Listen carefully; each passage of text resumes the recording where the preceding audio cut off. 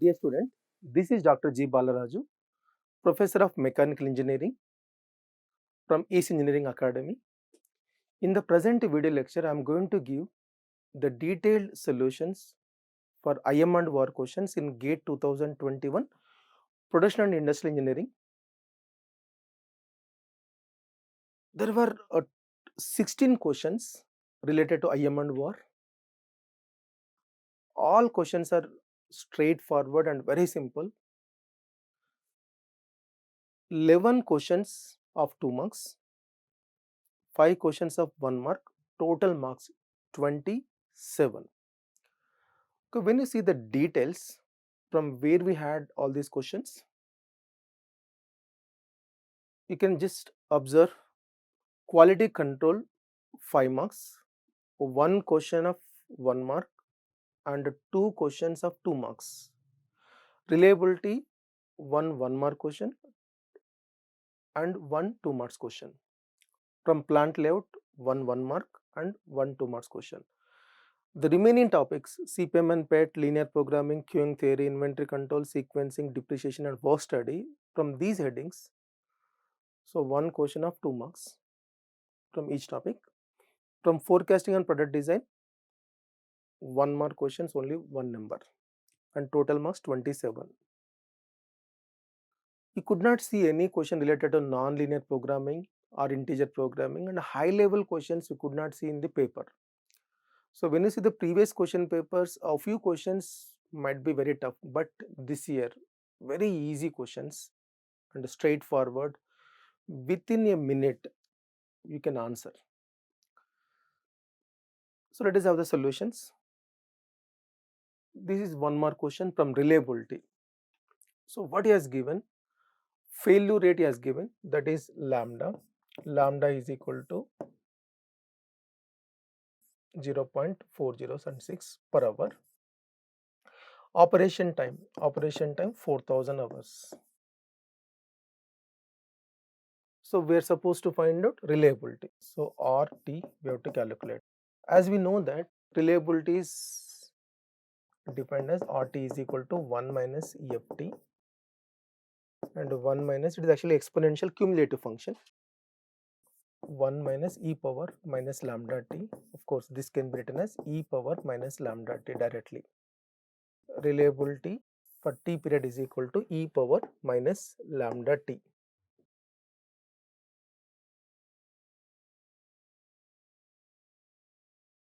So in this you can substitute the values.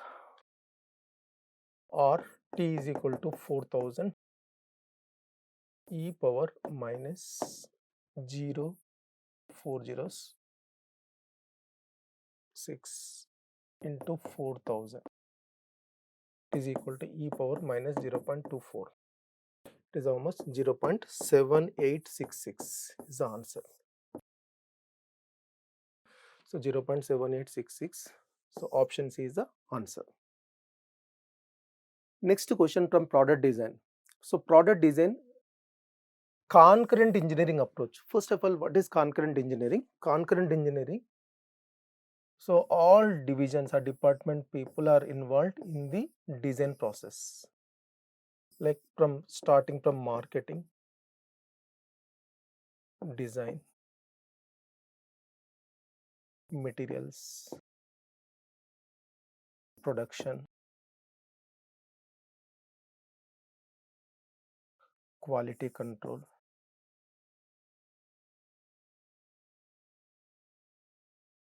next purchasing department,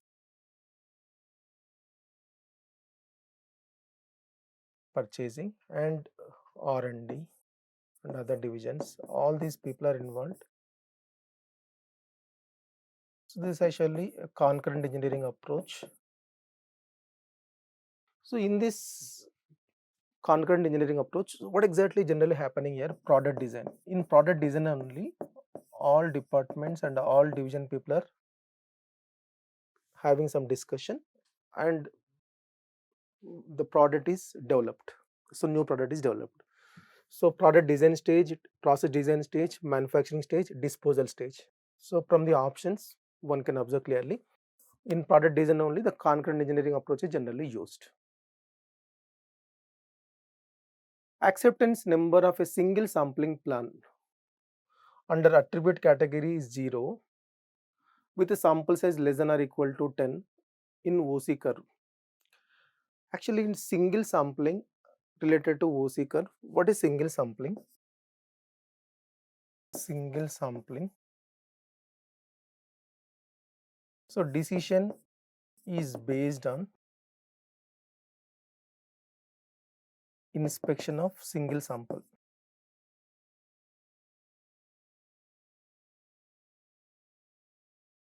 Okay, sample will decide.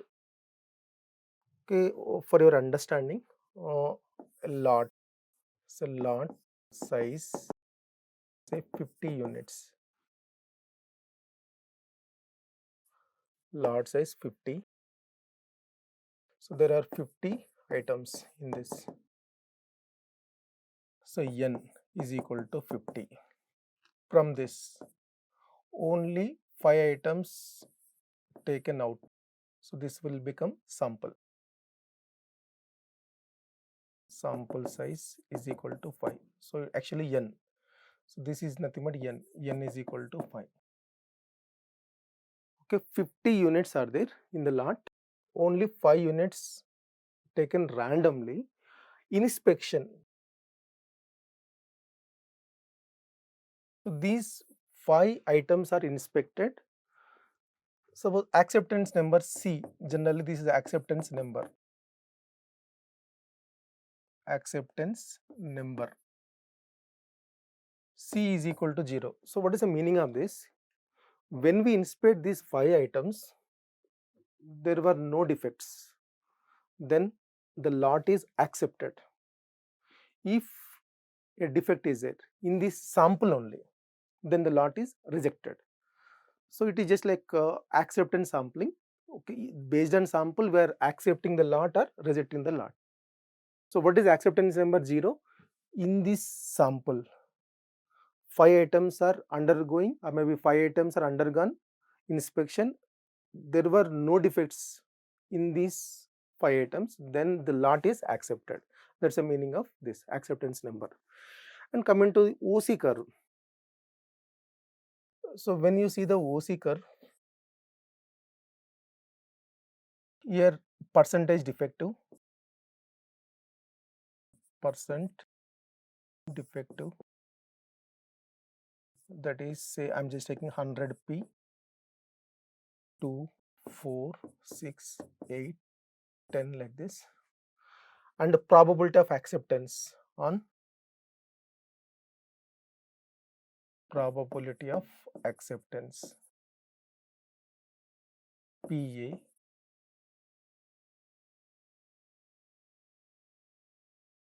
1.0, 0.8, 0.6, 0.4,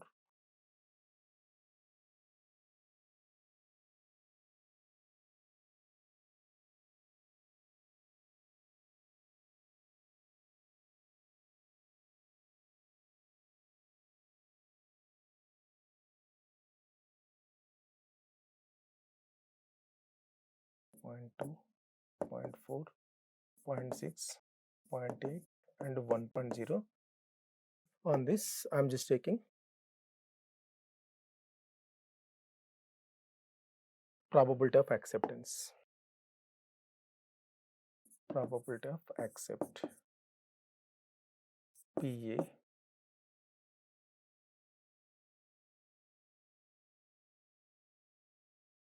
ideal OC curve, how it looks.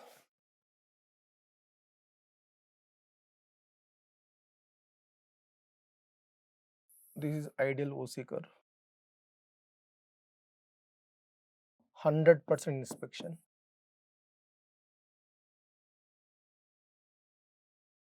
So what is the meaning of 100% inspection? N is equal to 50. All 50 units we have to inspect, and based on that only we are taking the decision. So when we have 100% inspection, how the OC curve looks? A steeper vertical line. And when we have any deviation, like when we're not using 100% inspection, we are only in this case 50 units, 10% only we are inspecting. So 10% of 50. So how much? 5 units only we are inspecting. That's why How it looks, the actual OC curve may be like this. So where we will get consumer risk and producer risk, alpha and beta, maybe type 1 error and type 2 error. Type 2, this is alpha and beta. Producer risk and consumer risk, both are involved in actual OC curves. And the question is related to sample size less, and it is equal to 10, and acceptance number 0. So how the curve looks, that is our interest right now. Okay, from the literature it is being observed in the OC curve phenomenon, different patterns we may be getting.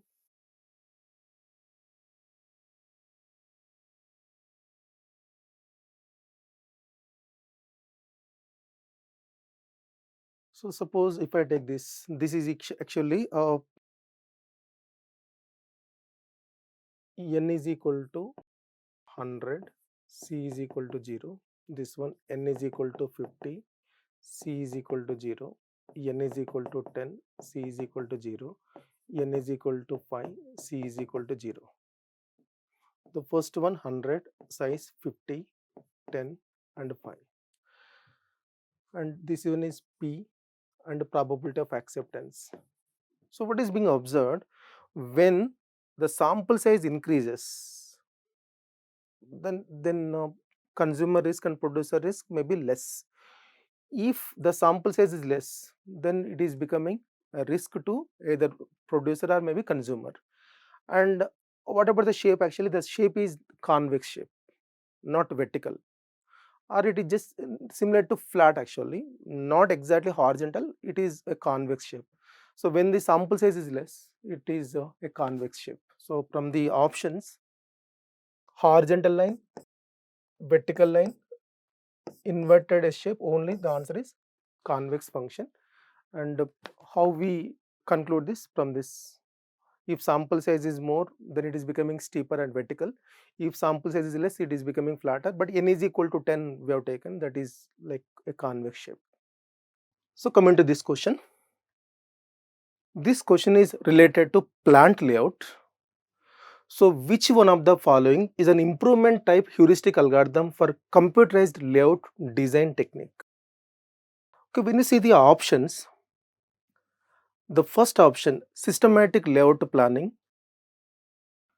computerized relationship layout planning, plant layout analysis and evaluation techniques. These three are basically meant for construction type. So SLP, SLP,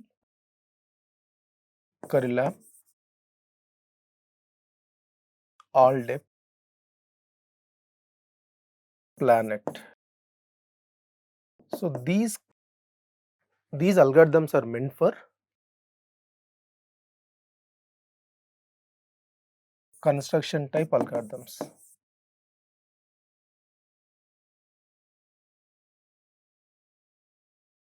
Craft, CoFAD.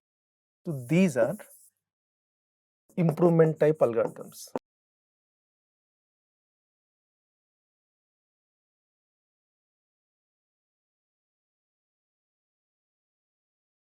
So one more interesting fact, when we look at Corelab and AllDep and Planet, here we use relationship matrix. Relationship matrix. Here we are not going to use any relationship matrix, it is a quantitative approach. And in Craft we have initial layout. So different departments we are keeping in the a particular layout, and we will find out the distance matrix and total cost we are going to find out. After getting total cost, then we will change the departments, the positions of departments we will change, again we will find out total cost. If any improvement is there, then we will accept, otherwise we will go for the initial one. So initial layout and next second layout, third layout, like different arrangements we may be getting in case of Craft. Actually, layout is nothing but arrangement of facilities, and this craft is basically a quantitative approach. So what is the answer here? Option B. So which of the following is not a measure of forecast error? We know forecast errors are mean absolute deviation, mean forecast error, mean square error, mean absolute percentage error. Which one is odd here? Mean sum product error. It is not found in forecasting. So this is, so what is the answer? Option D. It is not a forecast error. All these are forecast errors. MAD, MSC, MAP. So odd man out. Mean sum product error. It is very simple. Next, for a given process control chart, there are 4 rules for determining out of control state and simultaneously. The overall error simultaneously means like a parallel system type. What could be the formula for this? Overall error. Overall error is equal to 1 minus. So 1 minus individual error. Like that we will take. So what is the individual error? 1 minus in brackets 1 minus 0.005. 1 minus 0.02, 1 minus 0.03, 1 minus 0.05, 1 minus what you will get 0.995, 1 minus 0.995 into 0.98 into 0.97 into 0.95. 1 minus 0.005 is nothing but 0.995. If you take this product, it is equal to 0.898. So it is 0.101. So what is the answer? 0.101. Option A. In this particular question, now he has given specifications, upper specification, lower specification based on this. So what is USL? Upper specification limit 120 plus 8, 128 mm. Lower specification level 120 minus 8, so 112 mm. Process mean shifts, so that is x bar is equal to 118 mm, and the standard deviation sigma given as, what is the sigma value? 2 mm. And what is to be calculated? CP value and CPK, process capability ratio and process capability index. So these values we are supposed to find out. Okay, when you see CP, process capability, upper specification limit minus lower specification limit divided by 6 sigma. So what is USL value? USL value 128 minus 112 divided by 6 into 2, it is equal to 1.33. So CP is equal to 1.33. Okay, from the options, A ruled out, D ruled out, either B or C. Next, CPK we have to calculate. CPK is equal to minimum of, so minimum of USL minus X bar divided by 3 sigma, comma, X bar minus LSL divided by 3 sigma. So minimum of USL 128 minus X bar how much? 118 divided by 3 into 2, comma, 118 minus 112 divided by 3 into 2. Of course here 10 divided by 6, so 10 divided by 6, and here 6 by 6, it is equal to 1. So CPK value 1. CP 1.33, CPK 1. So what is the answer? Option C. C is the answer.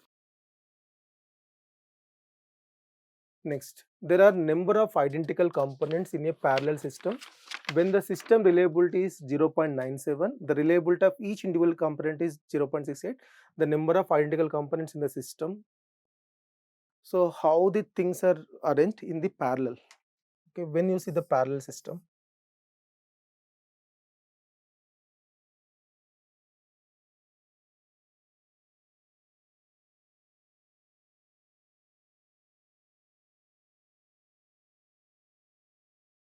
suppose this is R1, R2, R3, R4.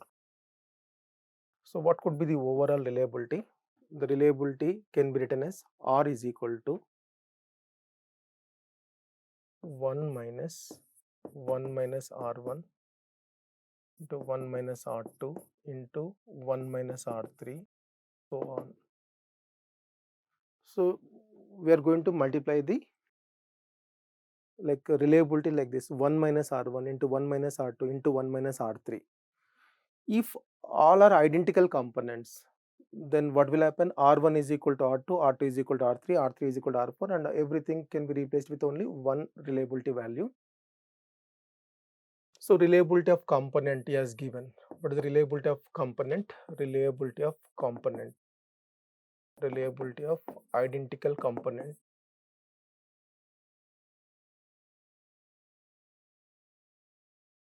So for individual 0.68. So what is the overall reliability? Reliability of system 0.97. Reliability of system.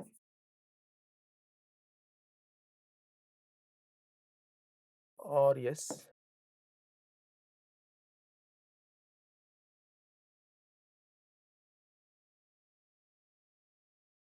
Or yes. 0. What is the reliability of system?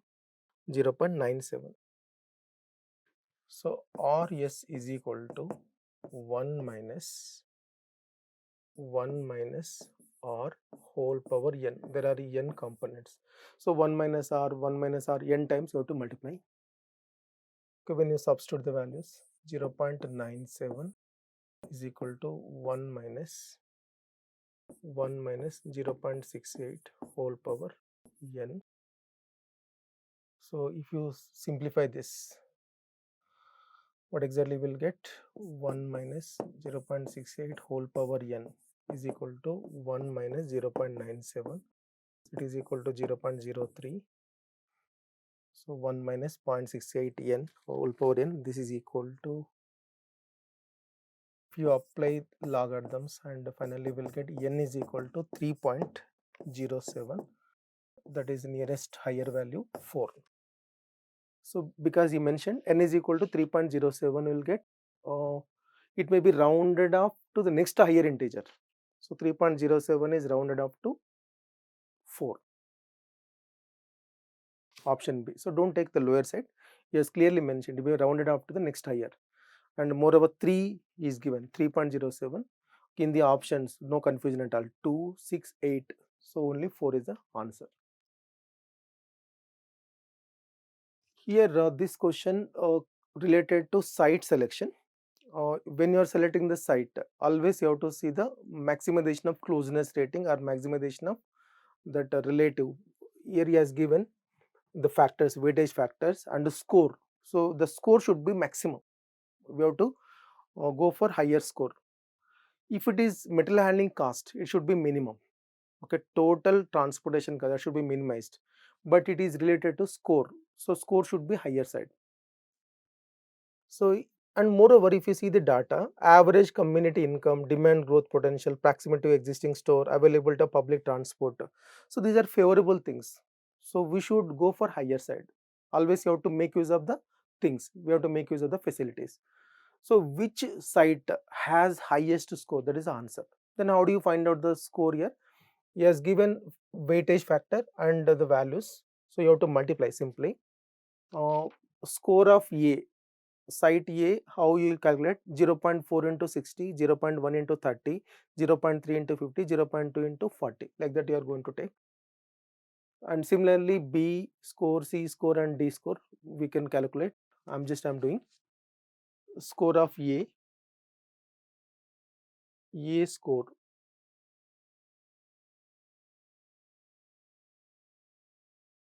(0.4 into 60) plus 0.1 into 30 plus 0.3 into 50 plus 0.2 into 40. So when you simplify this, 0.4 into 60, 6 4s are 24, 0.1 into 33, this one is 15, 8, 27, 27 plus 15, 42 plus 8, 50. Score of A, 50. Similarly, score of B, score of site B, 70 into 0.4, 0.4 into 70, 0.1 into 80 plus 0.3 into 10 plus 0.2 into 30. So when you simplify this, 28, 8, 3, 6. So 28 plus 8, 36, 3 plus 6, 9. So how much it is? 45. Score of B, 45. Similarly, score of C,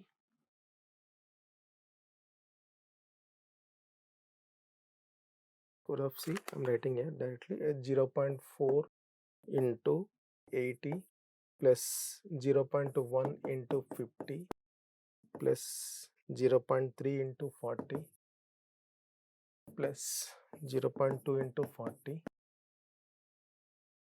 So 32, 5 plus 12 plus 8, 57.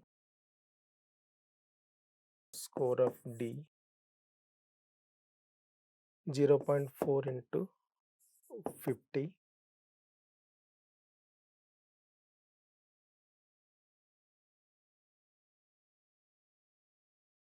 0.4 into 50 plus 0.1 into 40 plus 0.3 into 60 plus 0.2 into 20, 20 plus 4 plus 18 plus 4, it is equal to 46. Okay, from the given values, A value 50, A 50, B 45, C value 57,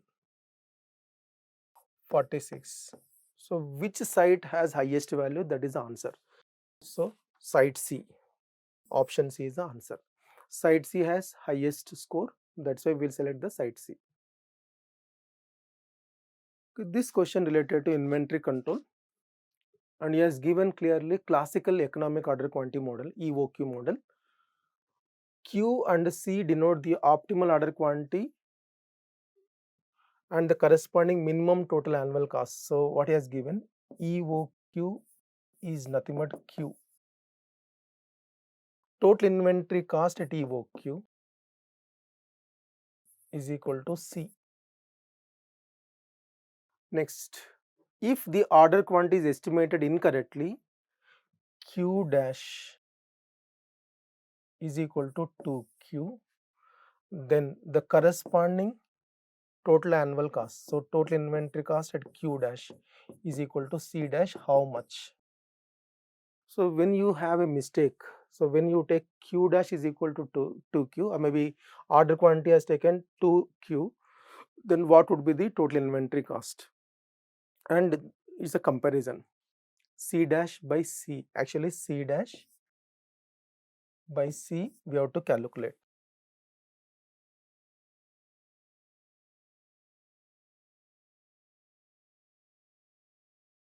C dash by C we have to calculate. Okay, as we know that at EOQ,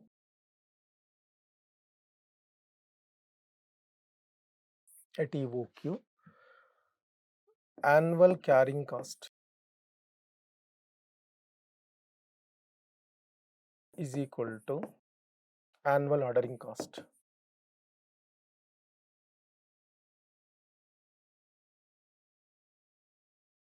Annual carrying cost is equal to annual ordering cost. Then how do you estimate annual carrying cost? Q by 2 into Cc is equal to D by Q into C naught. This is the important conclusion at EO. So total inventory cost at Q dash, that is at 2Q. So what we will write? Q dash by 2 into Cc plus D divided by Q dash into C naught. So annual carrying cost plus annual ordering cost. I am substituting Q dash value, that is 2Q by 2 into Cc plus D divided by 2Q into C naught. So what we can observe, Q by 2 into Cc, D by Q into C naught, already these are equal. So 2 into Q by 2 into Cc plus 1 by 2. In place of D by Q into C naught, I am just writing Q by 2 into Cc. Because D by Q into C naught is equal to Q by 2 into Cc. So what exactly will happen? 2 plus 1 by 2 to Q by 2 into Cc. So this is a total inventory cost, C dash actually. This is C dash is equal to 2 plus 1 by 2, that is 5 by 2 into Q by 2 into Cc. Total inventory cost at EOQ, that is Q, is equal to Q by 2 into Cc plus D by Q into C naught. So this can be written as 2 into Q by 2 into Cc. It is C. Okay, C dash is equal to 5 by 2 into Q by 2 into Cc, and C is equal to 2 into Q by 2 into Cc. C dash by C can be written as 5 by 2 into Q by 2 into Cc divided by 2 into Q by 2 into Cc. So if you cancel these two, it is equal to 5 by 4. So 1.25. Okay, C dash is equal to 1.25 C. So what I am doing, I am using annual carrying cost is equal to annual ordering cost at EOQ. That's why Q by 2 into Cc is equal to D by Q into C naught. And when you find out total inventory cost at Q dash, it becomes 5 by 2 into Q by 2 into Cc. And at EOQ, 2 into Q by 2 into Cc, then I am taking the ratio, then it is becoming C dash is equal to 1.25 C. So like this we can do, or else if you remember the formula, okay, so alternate method and easy method, total inventory cost at Q dash divided by total inventory cost at EOQ. So we can write 1 by 2 EOQ by Q dash plus Q dash by EOQ is a fundamental thing. Total inventory cost at any quantity Q divided by total inventory cost at EOQ is equal to 1 by 2 into EOQ divided by that other quantity plus other quantity divided by EOQ. C dash by C is equal to 1 by 2 EOQ Q divided by 2Q plus Q star Q dash 2Q divided by Q, then it is nothing but 1 by 2 plus 2, 5 by 2, 5 by 4. So C dash by C is equal to 5 by 4. It is simple. If you remember the equation, it's a matter of 30 seconds, or else you can just work out using the systematic procedure. And this question related to linear programming, and very easy question. Constraints are given in the form of a table. There are 3 constraints because manpower, R1, R2, 3 constraints are there, and it should be maximization type. because profit given, and moreover in the given data also they mentioned maximum profit. And what are the unit profits? Rupees 4 and rupees 5. So 4 rupees and 5 rupees profits. Say x1 number of units of P, x2 number of units of Q.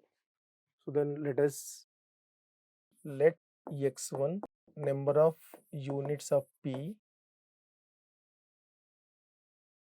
x2 number of units of Q. Then what will happen to objective function? Maximize z is equal to 4x1 plus 5x2 subjected to first constraint 1 into x1 plus 1 into x2 less than or equal to 10, because maximum available value, so less than or equal symbol we will get x1 plus x2 less than or equal to 10. So this is manpower, the first constraint related to manpower. Next, R1 constraint 1 into x1 plus 2 into x2, 1 into x1 plus 2 into x2 less than or equal to 18. So x1 plus 2x2 less than or equal to 18, this is R1 constraint. 2x1 plus x2 less than or equal to 2x1 plus x2 less than or equal to 18, this is R2 constraint. Apart from this, there are two non-negativity constraints, x1, x2 non-negative. Okay, so we can find out Z max. Use graph. So x1, x2. The first constraint x1 plus x2 is equal to 10. So it is passing through 10 comma 0, 0 comma 10.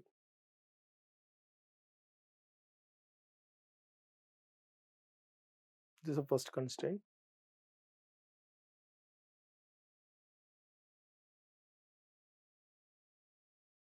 And which side you have to shade? Towards origin, because 0 0 if you substitute, the constraint is satisfied. I'm just repeating, 0 0 if you substitute, 0 plus 0, x1 0, x2 0, 0 plus 0 less than 10, so satisfied. Shade the area towards origin. Coming to second constraint, x1 plus 2x2 less than or equal to 18, x1 0 if you substitute, x2 is equal to 9, 0 comma 9, x2 0 if you substitute, x1 is equal to 18, 18 comma 0. So there are 2 points you'll get, 18 comma 0, 0 comma 9, 18 comma 0, 0 comma 9.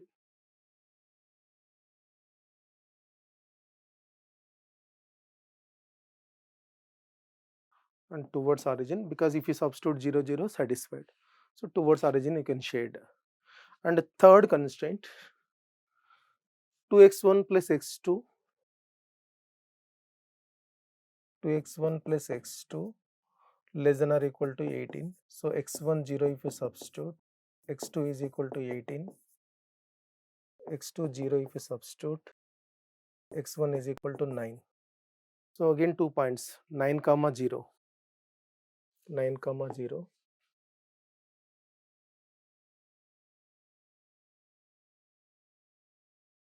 9 comma 0, and 0 comma 18, 0 comma 18.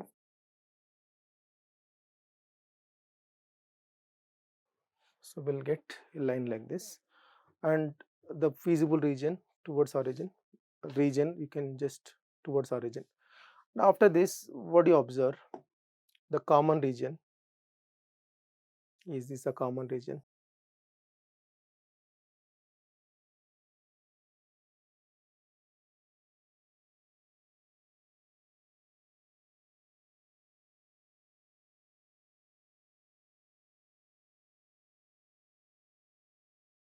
So there are 4 corner points, sorry 5 corner points, 1 2 3 4 and 5. So 1 2 3 4 5, 5 corner points. Of course origin is also a corner point in the feasible region. And one can get doubt, what about this point? This point is away, because when you take this point, it is definitely higher side only, and just check it out. And what about these intersection points? For getting the intersection point, just remember this point is on which line? X1 plus x2 is equal to 10. and the first constraint as well as second x1 plus 2x2 less than or equal to 18. So if you solve these two, so what you will get, this is equal to 2 comma 8 and this corner point 8 comma 2. So 2 comma 8 and 8 comma 2. So how we'll get 2 comma 8 and 8 comma 2? So of course, if you substitute in this constraint, you can understand 2 plus 8 is equal to 10. Okay, then come into this, the first constraint. If you take x1 2 plus 2 into 8 16, 16 plus 2 18. Similarly 8 comma 2, if you substitute 2 8s are 16 plus 2 18. So 2 comma 8 and 8 comma 2, so the intersection points, or else you can simplify them. And after having all these points, just get the z value at various cases. Now z, if you calculate, z is equal to 4x1 plus 5x2, z is equal to 4x1 plus 5x2, and take the points. Z at 0 0, z at 0 0, of course 0, z at 0 comma 9, 4 into 0 plus 5 into 9, 45, z at 2 comma 8, 4 into 2 plus 5 into 8, so 48, z at 8 comma 2, 4 into 8 plus 5 into 2, 32 plus 10, 42. Finally z at 9 comma 0, 4 into 9 plus 5 into 0, 36. So from this 48 is the highest. So Z max 48. So what is the answer? 48. So I repeat what exactly I have done. I have taken 3 constraints. All the 3 constraints I am keeping in the graph. There are 5 corner points in the feasible region. At each and every corner point I am finding the Z value where I am getting maximum, that is the answer. And we are supposed to find out highest objective value, that is maximum profit 48. And coming to this question related to queuing theory, and here they mentioned exponential distribution. So service, and what is the service here? Security screening is 15 minutes. So screening time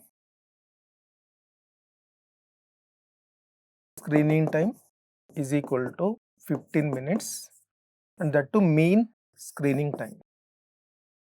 So what could be the rate? So I can say mean service rate, so mu is equal to 1 by 15.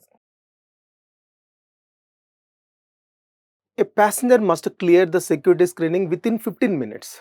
So if the passenger is able to clear the screening in 15 minutes, okay, he can catch the flight. Suppose the screening time is more than 15 minutes, definitely will miss the flight.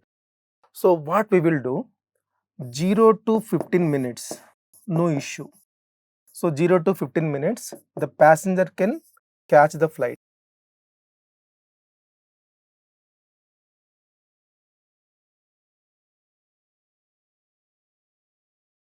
So when he is going to miss the flight?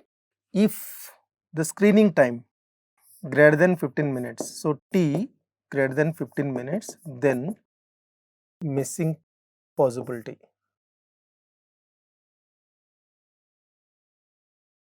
So what is our interest now? 15 minutes. So what is the missing probability?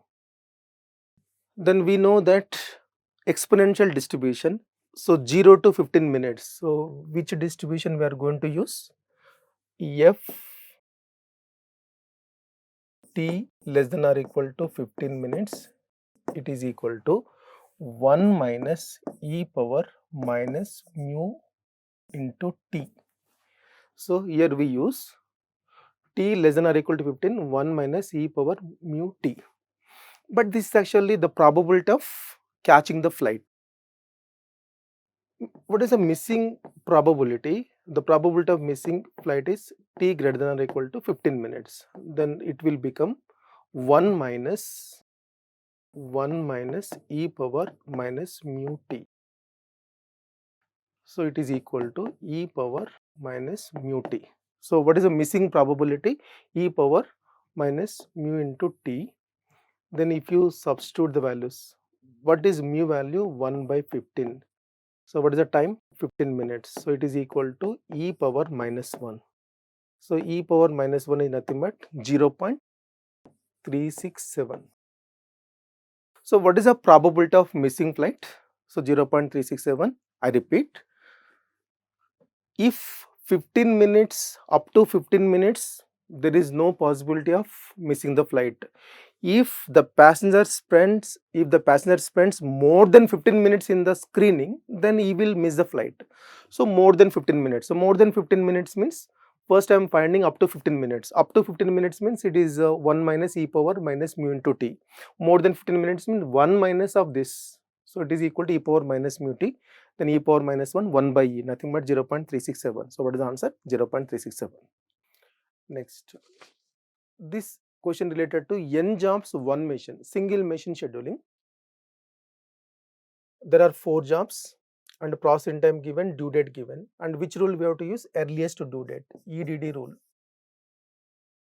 If we use EDD sequence or EDD rule, the first job which has minimum due date taken first.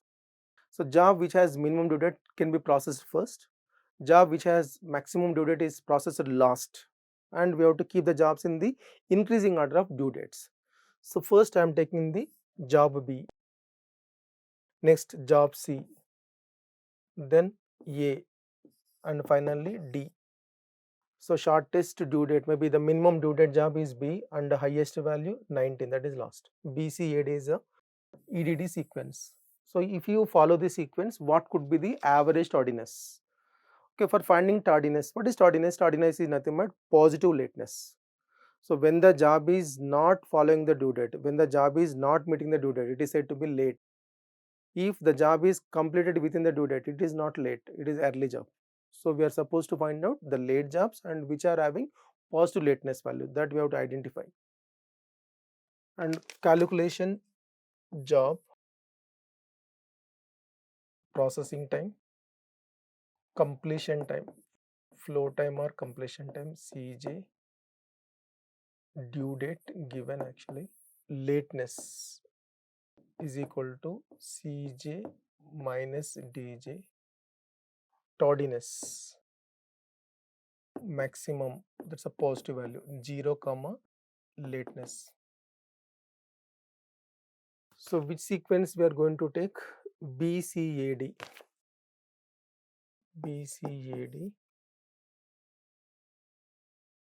and the corresponding processing times, if you substitute 5, 7, 8, 9, and due date values 10, 12, 14, 19.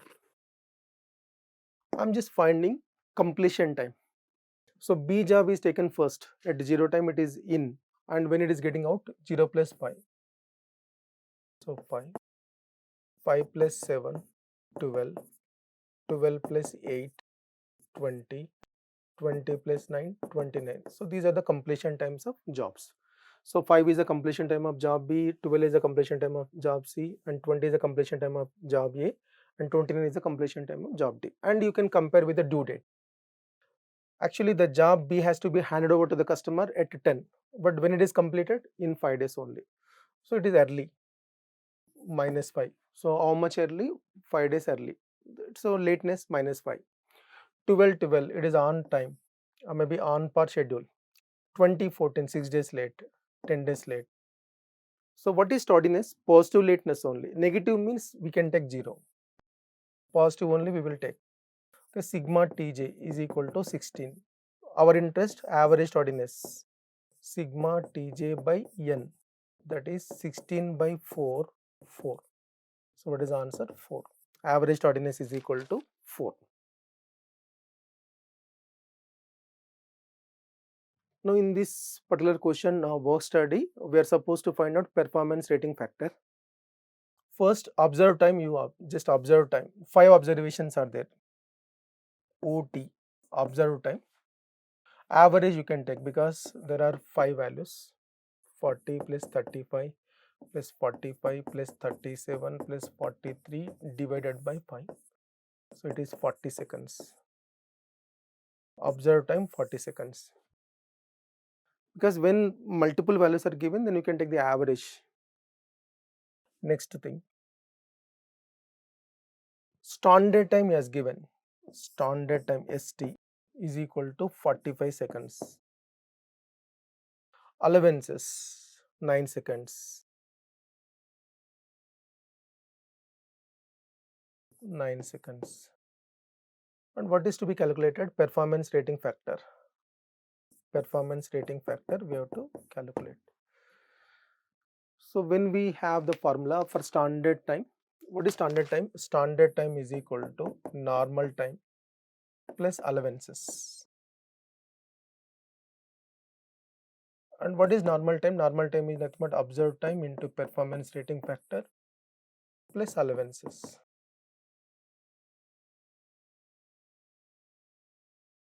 This is standard time equation. Now what is available? Just you substitute 45 plus 40 into performance rating factor plus 9 seconds. So 40 into performance rating factor is equal to 45 minus 9, 36. So performance rating factor 36 by 40, it is equal to 0.9. But actually how we express the answer? He has given percentage. In terms of percentage we have to express. So 0.9 or 90%. Actually 90% is the answer. 90%. The initial cost of a machine. So this question related to depreciation, that to simple method, straight line method he has given. In straight line method, annual depreciation is same. What is the initial cost? Initial cost of the machine. Initial cost P is equal to 10 lakhs. Salvage value at the end of useful life, if you dispose the equipment, how much we will get? Salvage value 50,000 only. Useful life N is equal to 10 years. First I am taking annual depreciation. Annual depreciation D and book value after 7 years, that is BV7 we have to calculate. D is equal to P minus SV by N. In straight line method we have constant depreciation, same depreciation we will get. So P minus SV by N, so 10 lakhs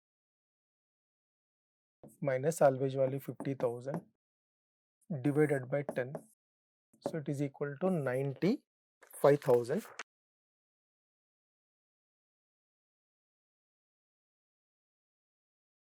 Book value at the end of mth year, P minus MD is a formula for book value at the end of mth year. Our interest book value at the end of 7th year, that is P minus 7 into D. What is the P value? 10 lakhs minus 7 into 95,000. If you take this value, how much it is? 3,35,000. So book value at the end of, this is the answer. 3,35,000 is the answer.